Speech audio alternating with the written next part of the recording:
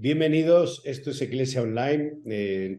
Bienvenido Javier Monroy, bienvenido Patricio Lynch, bienvenido Daniel Portillo, otro programa más en donde está el padre Daniel Portillo. Bienvenidos a los tres. Les habla Monseñor Javier Acero. Saludos, ¿cómo están? Saludos, qué gusto estar aquí con ustedes. Bueno, pues en el anterior programa, si se acuerdan, habíamos comentado las dudas de unos cardenales que salieron a Vox Populi.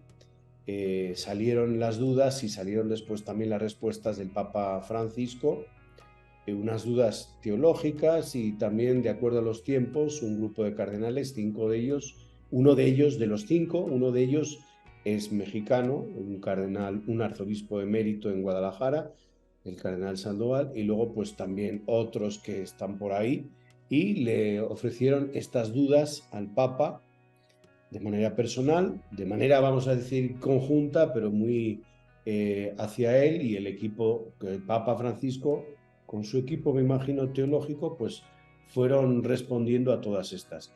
Hemos comentado las dos primeras y ahora vamos con las siguientes, hasta que nos dé pues, este tiempo de Iglesia Online, que es dedicado siempre a ustedes para clarificar, para reflexionar y sobre todo para pensar juntos en una iglesia como quiere Francisco, pobre y para los pobres y siempre humildes, aprendiendo unos de otros. Bueno, vamos con la tercera duda, que era sobre la afirmación de que la sinodalidad es una dimensión constitutiva de la iglesia. De modo, dicen los cardenales, que la iglesia sería por naturaleza sinodal. Dado que el sínodo de obispos, dicen estos 5 cardenales, no representa el colegio episcopal, sino que es un mero órgano consultivo del Papa, ya que los obispos, como testigos de la fe, no pueden delegar su confesión de la verdad, se plantea la cuestión de si la sinodalidad puede ser el supremo criterio regulador de gobierno permanente de la Iglesia, sin desvirtuar su estructura constitutiva deseada por su fundador, por el cual la autoridad suprema y plena de la Iglesia es ejercida por el Papa en virtud de su oficio, como por el Colegio Episcopal junto con su jefe, el Romano Pontífice. Citan un documento conciliar y bueno, pues en definitiva y en resumen es esta duda de la sinodalidad. ¿Esto qué es? ¿No? ¿Esto tiene un ejercicio constitutivo de gobierno dentro de la Iglesia? Pues si me Bien. permiten, voy a comentar el primer punto, porque es que yo cuando lo leí, yo me eché a reír, me eché una carcajada. Les animo a todos a que lo lean, ¿no?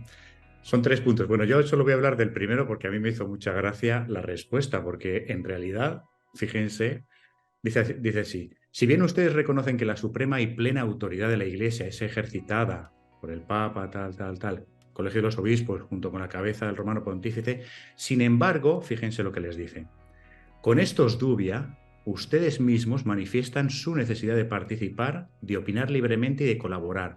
Por lo tanto, cuando ustedes están diciéndome, me están haciendo todas estas preguntas, me están diciendo que quieren ejercer la sinodalidad. Es decir, ustedes mismos me están diciendo, sinodalidad es parte de algo esencial de la Iglesia y quieren, con estos dudas, están manifestando que quieren que se ejerza esa sinodalidad. Si no, ¿cómo es que se atreven a hacer semejantes planteamientos al Papa, no? Es decir, les está diciendo, están ustedes contradiciéndose, están ejerciendo la sinodalidad cuando están planteando estos dubia. Y están poniendo en duda que la sinodalidad sea una nota característica para la Iglesia. A mí también me llama la atención con esto que mencionas, que es visualizar que no solamente es un cambio de mentalidad, sino es una mentalidad de cambio la que de frente a la sinodalidad y a toda esta nueva propuesta se debe de implementar. Porque efectivamente, al final de cuentas, estamos pidiendo aquello de lo cual nos estamos quejando. Y la propuesta del cambio desde esta perspectiva sinodal va más allá de la fachada, va más allá de la agresión y va más allá de la involución, de ir para atrás. Sino significa en diálogo, un cambio que vaya en diálogo con los demás. Es como la búsqueda del poder, es decir, al meter personas que no son cardenales dentro del consejo, dentro del aporte, dentro de las experiencias, dentro de la palabra que pudieran dar ellos, esto es verdaderamente algo sano o no en la iglesia. Francisco le responde ampliamente. y le responde incluso claramente al respecto. Pienso que la forma o la manera de buscarlo nosotros mismos es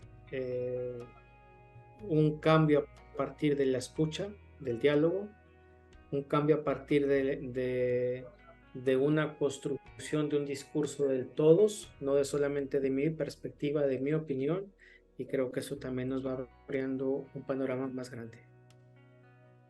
Sí, yo para agregar, me parece que es un tiempo oportuno y de dar gracias a Dios porque estamos recuperando algo que es identitario de la Iglesia, que es antiguo. La sinodalidad no es una moda, no es un invento del Papa Francisco. La Iglesia es sinodal. Si no es sinodal, no es Iglesia. Ni siquiera es un atributo eclesial, no es una nota de la Iglesia, no es una nota de la eclesiología. Sumando a lo que decís, Daniel, yo creo que en el fondo, en el programa anterior hablábamos del miedo, ¿no? Y muchas de estas críticas de estos cardenales, hace poquito un obispo que está en esta lógica también, él estaba criticando de que en este sínodo de la sinodalidad, por ejemplo, haya laicos. Y aún peor, decía que haya mujeres y que tengan participación y que tengan voto. Les parece una aberración y que en el fondo, repito lo del miedo, creo que en el fondo es miedo a perder privilegios, miedo a perder poder. Y yo creo que es lindo poder descubrir que en la iglesia como sinodal estamos poniendo el sacramento, uno de los más importantes, en el centro del diálogo, que es el bautismo. Y qué lindo ver sentados alrededor de una mesa al colegio episcopal, ver al sucesor de Pedro, ver bueno, al ministerio ordenado, a los religiosos, a los laicos, a las laicas, sentados alrededor de una mesa, porque en el fondo estamos viendo el sacerdocio común de los fieles también, en el fondo estamos viendo al pueblo de Dios. Y eso es ser iglesia. Yo sí quisiera en este momento compartir con ustedes algo que San Juan Pablo II decía en la Novo Milenio Ineunte y el Papa dice que ahí hay cosas muy bellas y él habla de la espiritualidad de comunión. Claro, tanto se ha dicho de la espiritualidad de comunión, yo me acuerdo, ¿no? En algunas revistas teológicas, bueno, era el tema en boga, ¿no? Y resulta que ahora estamos como cuestionando un sínodo que lo que propicia es la espiritualidad de la comunión por medio de la participación de toda la Iglesia, de todos los miembros de la Iglesia, y es una participación real, no solo de la jerarquía, como dice la respuesta del Papa, sino de todo el pueblo de Dios. De distintas maneras y en diversos niveles se está haciendo oír la voz de toda la Iglesia. Y creo que esto es un paso grande porque esto es lo que nos ayuda a cumplir lo que querían los padres del Concilio Vaticano II, que los laicos tengan el papel determinante dentro de la Iglesia católica, ¿no? Y estamos en el 2023 y hay un grupo de personas que aún están cuestionando esto. Nos quedan unos minutos para el descanso, pero vamos con la siguiente, si quieren, vamos con la siguiente duda de los cardenales, que era la número 4. Y es sobre el apoyo de pastores y teólogos a la teoría de que la teología de la Iglesia ha cambiado y por tanto que la ordenación sacerdotal puede ser conferida a las mujeres. Se pregunta si sigue vigente la enseñanza de la Carta Apostólica de San Juan Pablo II, Ordinatio Sacerdotalis, que enseña como verdad a considerar definitivamente la imposibilidad de conferir la ordenación sacerdotal a las mujeres, por lo que esta enseñanza ya no está sujeta a cambio ni a libre discusión de pastores o teólogos. Pues yo quiero, luego cortito, porque yo creo que estamos acabando. El Vaticano, en el Lumen Gentium, Vaticano II, dice: el sacerdocio común de los fieles y el sacerdocio ministerial difieren esencialmente. Y el Papa hace una aclaración muy clara. Esto no significa que el sacerdocio ministerial, yo que soy sacerdote, estoy por encima del sacerdocio común de todos los fieles. Lo dice clarito. Y a mí me pareció genial que comience con esto, ¿no? Es decir, el sacerdocio de los fieles, el común, es de segunda clase, es de segunda categoría, es un grado más bajo. Pues no. De hecho, el Catecismo de la Iglesia Católica dice que el sacerdocio ministerial está para servir al sacerdocio común. Luego son dos relaciones para la construcción en la Iglesia. y cada uno tiene como una vocación, una manera de ser vivido, pero no está uno por encima y el otro por debajo. Es decir, eso es una estructuración del sacerdocio que en temas de poder, no en temas de servicio, ¿no? Entonces a mí me parece genial este primer punto, porque creo que podríamos incluso alargarnos con nuestros temas de clericalismo y demás, ¿no? Y este recobrar este sacerdocio común me parece precioso y muy importante. Estoy muy de acuerdo contigo, Javi. A mí particularmente esta dubia y las anteriores que hemos visto, si trajeran otra alternativa de integración de las poblaciones que mencionan ahí, para mí sería discutible, pero solo se habla de la exclusión y no de la inclusión. Esto a mí me genera mucho conflicto. Es decir, eh, la duda anterior hablaba o sea, de visualizar si es o no considerado la unión de los homosexuales como sacramento, pero no se habla tampoco de parte de ellos digamos, una parte de integración de la población homosexual.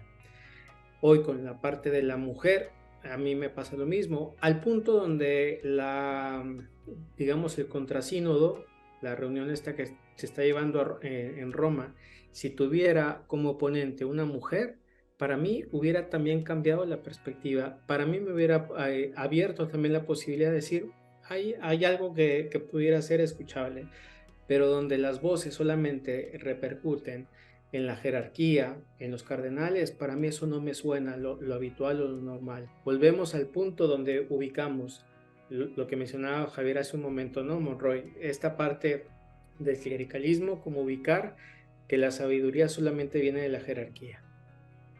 Vamos a un descanso. A la estrella invitada, Patricio Lynch, le dejamos después del descanso. Esto es Eclesia Online. Enseguida volvemos.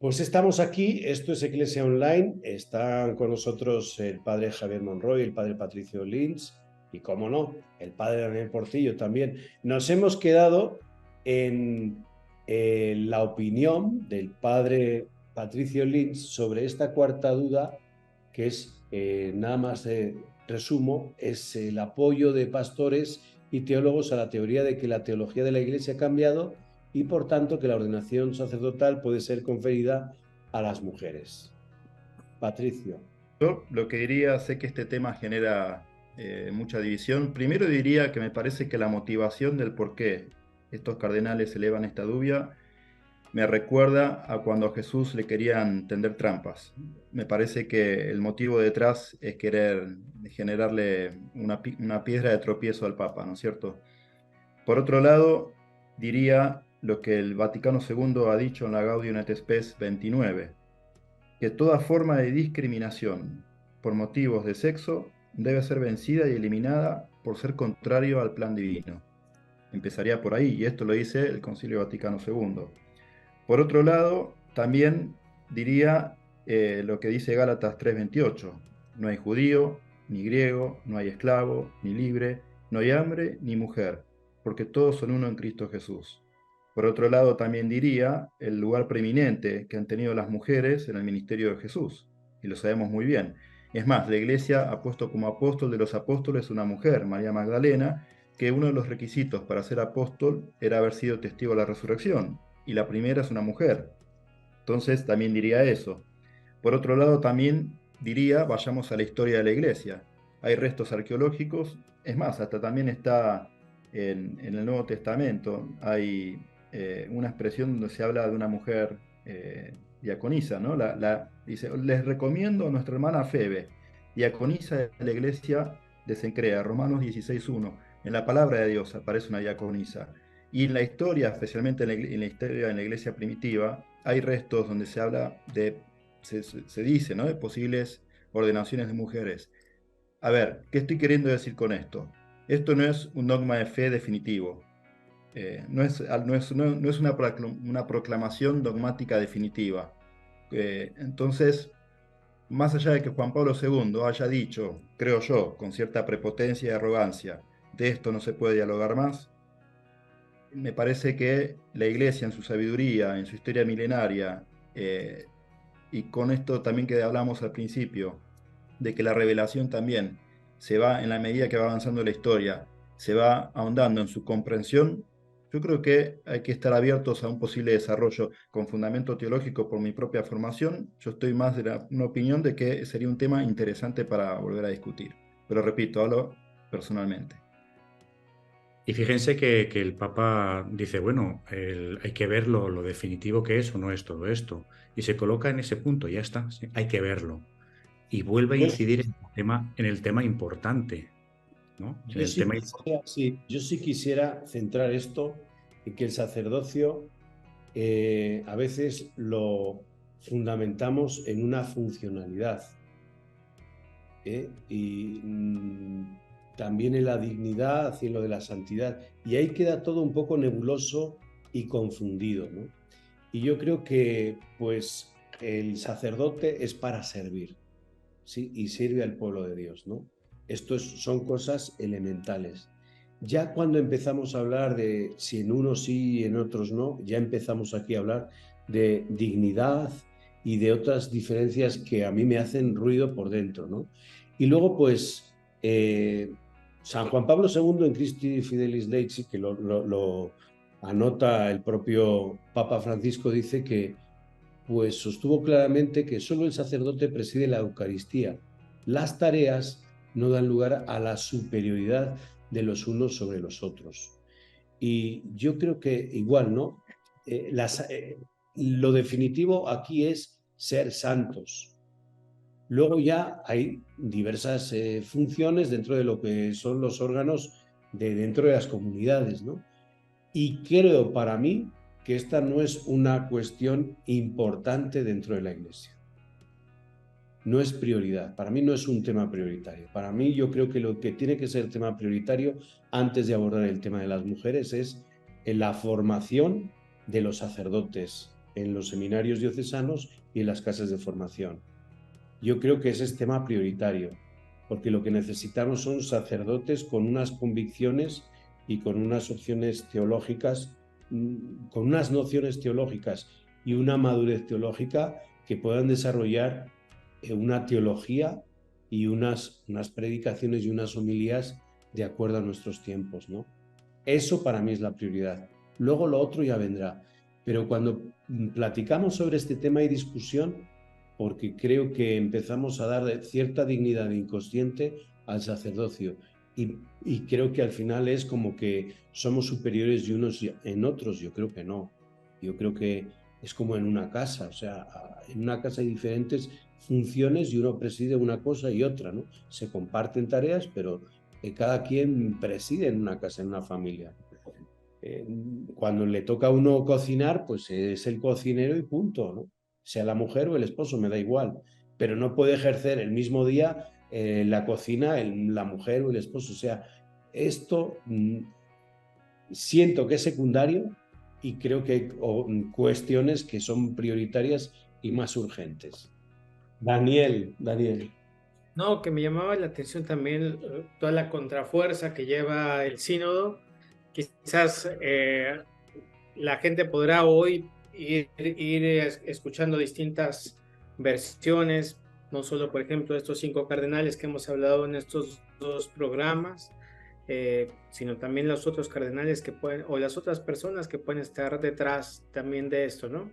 Entre ellos el exprefecto de la Congregación para la Doctrina de la Fe, el cardenal Müller, único que se presenta ante que fue convocado también por Francisco para el sínodo.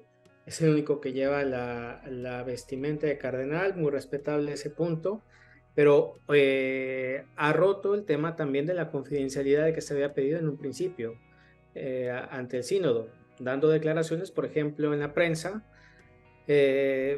concretamente atacando el mismo sínodo. Estamos hablando que no hemos llegado ni a la quinta a la quinta jornada del sínodo, ¿no? Esto para ubicar que para él la participación de las mujeres que son sujetas de voto es algo que es totalmente absurdo. Es un tema que él particularmente lo señala. Esto lo ubico porque en este punto siento que las dudas, lo que va llevando detrás en el tema de la motivación, va siendo por un lado el tema del poder, por otro lado el tema de identidad, por otro lado mi participación también al interno dentro de la iglesia, y me llama mucho la atención que sean personas jubiladas que estén dando una opinión contraria. Con todo respeto lo digo, pero también creo que esta parte yo lo ubicaría también dentro del duelo, es decir, como la nostalgia. Freud decía, por ejemplo, San Freud, que no existe más narcisista que el melancólico, es decir, que dentro del narcisismo el top es el melancólico, porque lleva el muerto dentro de sí, es decir, siempre está hablando del faltante, ¿no? Del muerto, y percibo dentro de las 5 dudas esta melancolía, una melancolía que hace pensar que la mejor posición de la iglesia es aquella del pasado, lo que Sigmund Bauman, por ejemplo, hablaba sobre la retrotopía, ¿no? O esta visión añorante, esta visión de época de oro de la iglesia, era la época del pasado, donde, por ejemplo, era mejor no tener la participación de la mujer que hoy tenerla dentro de las 35 mesas que están, mesas redondas, muy simbólico también dentro del sínodo, para decir que dentro de la iglesia en las mesas todos tienen su participación y su lugar, pero no hay lugares privilegiados, sino es un sistema de escucha, ¿no? Donde el centro se encuentra el Espíritu Santo. Esto nos hace pensar que la comunidad también de laicas particularmente tiene que ser una comunidad que tenga derecho a votar y que tenga derecho también a hablar como el Espíritu Santo también lo indique. Nos tenemos que ir, no sé si quieres redundar en algo, nos falta una, así que para el siguiente programa, no sé si quieres redundar en algo, Patricio, de lo que No, sea. a ver, yo creo que ladran Sancho, señal de que cabalgamos, ¿no es cierto? Nada, y esto recupero las mesas redondas del sínodo, que repito, no es casual, creo que la simbología dice mucho. Como decía Daniel, el centro de una mesa redonda es Jesús, nos recuerda a las mesas de Jesús, que en las mesas de Jesús no había lugares destacados, no había una cabecera, el protagonista es la palabra, es del Espíritu Santo. O sea, eso también nos puede llevar a salir de esta tentación de querer ser protagonistas, ¿no? Y que me parece que estos 5 hermanos cardenales, en el fondo, están buscando eso, están buscando estar sentados en la cabecera, quieren ser protagonistas, quieren estar sentados en un lugar de honor. Es llamativo que el único vestido de cardenal sea él. Bueno, acá el especialista en psicología es Daniel, ¿no? Pero pareciera que a veces, ante ciertas carencias interiores, uno busca reforzar la identidad con la exterioridad, ¿no? Si necesitamos ponernos ropajes para sentirnos importantes, bueno, ¿qué es lo que habrá detrás, entonces, digo, ojalá sigamos, sigamos abriéndonos al Espíritu Santo, porque en el fondo es una falta de fe, es no confiar que el Espíritu Santo es el que conduce a la iglesia. En el fondo quizás estamos pecando con estas dudas, estamos pecando por falta de fe. Yo nada más sí que quiero destacar lo de las mesas redondas, porque a mí me gustan las mesas redondas y comer en mesas redondas, pero al padre Patricio le gusta la mesa cuadrada. Pero en fin, tenemos que terminamos este programa especial sobre estas dudas de estos cardenales y estas respuestas por parte del Papa Francisco, sintiendo que pues somos más los que estamos de parte del Papa Francisco que aquellos que cuestionan añoranzas y nostalgias de otros tiempos. Esto es Iglesia Online. Muchísimas gracias, Padre Patricio, Padre Daniel, Padre Javier Monroy. Gracias a ustedes. ustedes. Muy bien. Dios. Cuídense mucho. Nos vemos en el siguiente programa. Les habló Monseñor Francisco Javier Acero. Hasta la próxima.